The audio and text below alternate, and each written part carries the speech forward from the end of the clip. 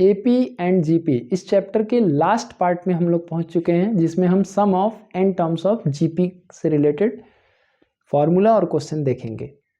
वैसे भी मैं शुरू से कह रहा हूं कि जीपी का जो पोर्शन है थोड़ा कॉम्प्लिकेटेड भी है, और हमारे लिए बोर्ड एग्जाम के पर्सपेक्टिव से अगर देखा जाए तो ज़्यादा इम्पोर्टेंट एपी का ही क्वेश्चन है। ठीक है, फिर भी जीपी के कॉन्सेप्ट को समझ लेना होगा, क्योंकि कॉन्सेप्ट नहीं समझोगे एमसीक्यू में क्वेश्चन आ गया तो इजी ही क्वेश्चन तुम छोड़ के चले आओगे।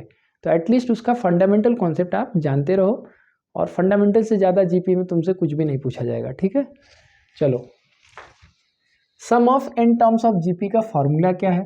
तो सबसे पहले इसमें रेशियो को देखा जाता है, तब फॉर्मूला अप्लाई किया जाता है। तो अगर if r is equal to 1 है तो आपका सम ऑफ एन टर्म का फॉर्मूला बनेगा Sn is equal to n into ए।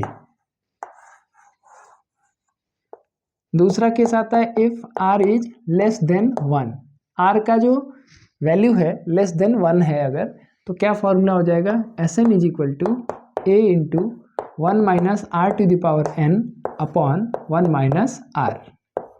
और तीसरा केस है if r is more than 1 से ज़्यादा है, तो इस केस में Sn का वैल्यू हो जाएगा a into r to the power n minus 1 by r minus 1। तो इस तरह से ये तीन पार्ट में ये फॉर्मूला को हम लोग को अप्लाई करना होता है। चलिए उस क्वेश्चन को हम लोग देखते हैं। The second and fifth term of GP is -1/2 and 1/16। तो गिवन है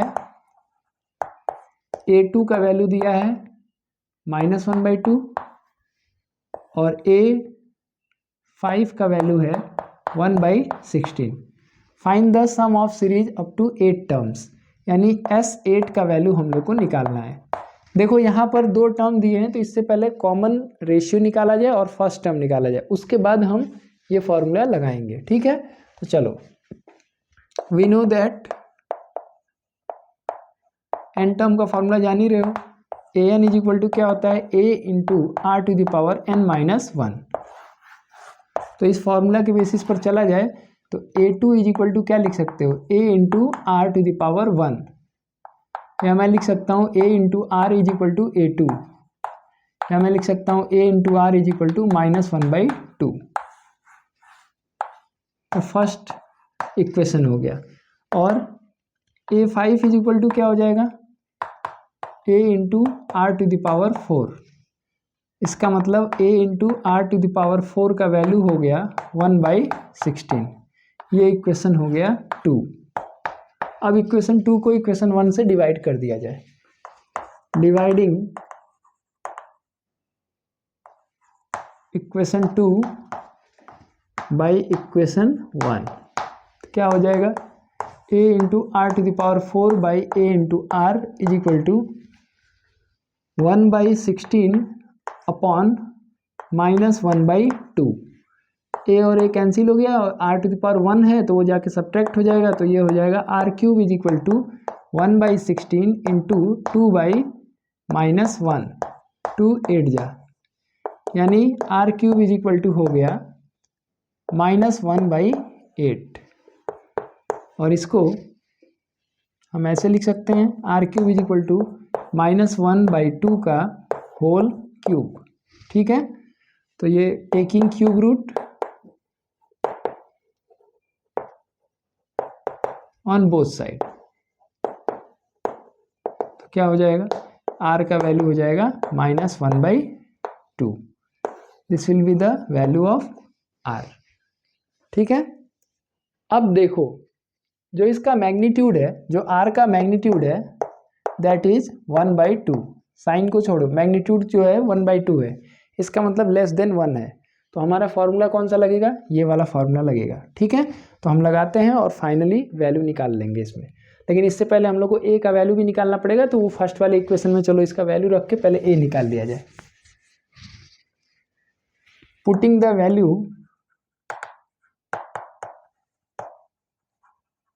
ऑफ r इन इक्वेशन 1 में रखो वैल्यू, तो a into r is equal to क्या है वहां पे -1/2 है, -1/2।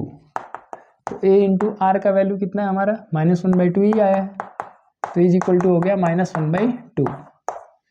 तो ए का वैल्यू क्या आ जाएगा, -1/2 इंटू 2/-1, ब्रैकेट में लिख देता हूँ मैं, ये सब कैंसिल हो गया, इसका वैल्यू 1 आ गया, यानी ए का वैल्यू आ गया 1। ठीक है, अब आपको फॉर्मूला दिख ही रहा है, इसी फॉर्मूला को लगाना है। Now Sn is equal to a into 1 minus r to the power n upon 1 minus r। तो S8 इज इक्वल टू हो जाएगा क्या, 1 इंटू 1 माइनस r का वैल्यू कितना है 1/2 माइनस 1/2 टू द पावर 8, करली ब्रैकेट लगा दो यहाँ पे, अपॉन 1 माइनस 1/2। तो S8 की वैल्यू क्या हो गई, ये 1 है तो 1 ही रह गया, माइनस पर इवन पावर होगा तो ये प्लस हो जाएगा, तो ये हो जाएगा 1/2 टू द पावर 8, ऊपर हो गया 1 माइनस 1/2 टू द पावर 8, और नीचे क्या हो गया 1 माइनस माइनस माइनस प्लस हो जाएगा 1/2।